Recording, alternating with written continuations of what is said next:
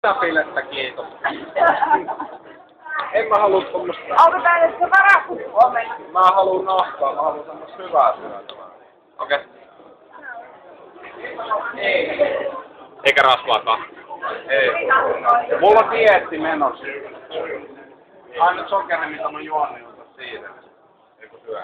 Se on hyvä. Mä sanoisin sulle, että sun kannattaa Tomi jättää pikkusuolainen. Aika tuo vähän myöhemmällekin siihen. Saa.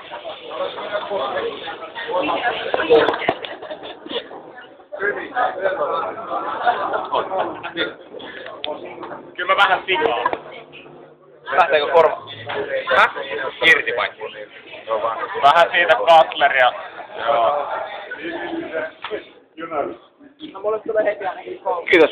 Ole hyvä. Katleria. Tää on paras.